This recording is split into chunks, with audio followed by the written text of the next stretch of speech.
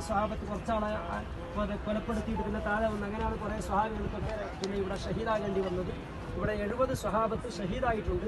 അവരുടെ എല്ലാം മക്ബറ ഈ പരിസരത്തിലുണ്ട്. ഇപ്പം എല്ലാം കാണുന്നില്ല നമുക്ക്.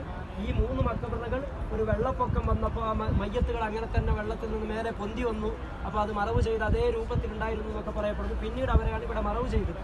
മൊത്തത്തിൽ ഇതാണ് ഉഹുദിൻ്റെ താഴ്വര. ഉഹുദ് യുദ്ധം നടന്നത് നമ്മുടെ ബാക്കിൽ കാണുന്നതാണ് ജബൽ ഉഹുദ് എന്ന് പറയുന്ന വലിയ ഉഹുദ്. അതിനൊക്കെ ഒരുപാട് ചരിത്രമുള്ള പർവ്വതമാണ്. നബി സല്ലല്ലാഹു അലൈഹി വസല്ലം തങ്ങളും സിദ്ദീഖ് റളിയല്ലാഹു അൻഹു ഉമർ റളിയല്ലാഹു മുകളിൽ നിൽക്കുമ്പോൾ ഒന്ന് വിറച്ചു. ആ വിറക്കുമ്പോൾ ഉസ്കുൻ യാ ഉഹുദ് എന്നൊക്കെ നബിതങ്ങൾ വിളിച്ച് പറഞ്ഞൊക്കെ പറയുന്ന ധാരാളം ചരിത്രങ്ങൾ പറയാനുള്ള ഉഹുദ് പർവ്വതം.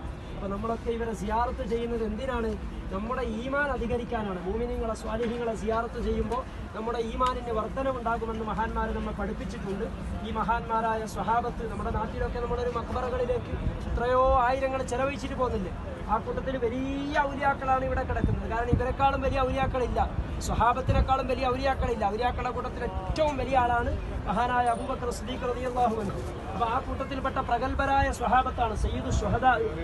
സ്വർഗത്തിലുള്ള എല്ലാ ശുഹദാക്കൾക്കും ക്യാപ്റ്റനാണ് മഹാനായ ഹംസ റളിയല്ലാഹു അൻഹു. അത് നബി തങ്ങൾ തന്നെ പറഞ്ഞതാണ്. ആ നിലക്ക് വലിയ മക്ബറകളാണ് ഇപ്പോൾ നമ്മൾ സിയാറത്ത് ചെയ്യുന്നത്. നമ്മുടെ ജീവിതത്തിൽ കിട്ടുന്ന വലിയ ഭാഗ്യമാണ്. അള്ളാഹു ഇനിയും ധാരാളം തവണ ഈ ഭാഗ്യം നമുക്ക് ആവർത്തിക്കാൻ തൗഫീഖ് നൽകുമാറാകട്ടെ. നമ്മുടെ നാട്ടിലുള്ള നമ്മുടെ മാതാപിതാക്കൾ, കുടുംബാദികൾ, വളരെ പാവപ്പെട്ട ധാരാളം മുഅ്മിനീങ്ങൾ ഇതൊക്കെ ആഗ്രഹിച്ചു നിൽക്കുന്നവരുണ്ട്. അവർക്കൊക്കെ ഇവിടെ വരാൻ അള്ളാഹു എത്രയും പെട്ടെന്ന് തൗഫീഖ് നൽകുമാറാകട്ടെ. ഈ മഹാന്മാരായ സ്വഹാബത്തിനെ സിയാറത്ത് ചെയ്തത് കാരണമായി പരലോകത്ത് അള്ളാഹു അവരോടൊപ്പം സ്വർഗത്തിൽ ഒരുമിച്ച് കൂടാൻ നമുക്ക് എല്ലാവർക്കും തൗഫീഖ് നൽകി അനുഗ്രഹിക്കുമാറാകട്ടെ.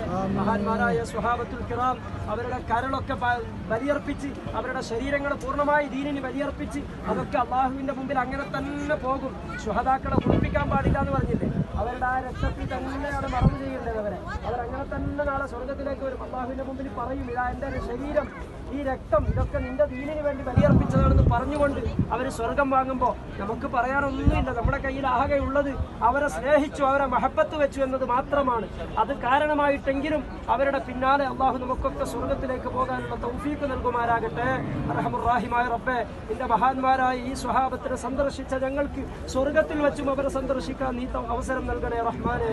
അള്ളാഹുവേ, ഞങ്ങളുടെ ദോഷം പൊറുക്കാൻ വലിയ ഒരു സബബായി ഈ സിയാറത്ത് ഞങ്ങളിൽ നിന്ന് നീ കബൂലാക്കണേ റഹ്മാനെ. നാളെ പരലോകത്ത് ഇവരോടൊപ്പം നമ്മളും നമ്മുടെ എല്ലാ കുടുംബാദികളും ഒത്തുചേരാനുള്ള ഒരു വലിയ തൗഫീഖ് നീ ഞങ്ങൾക്ക് എല്ലാവർക്കും നൽകണേ റഹ്മാനെ. ആമീൻ യാ റബ്ബൽ ആലമീൻ. അസ്സലാമു അലൈക്കും.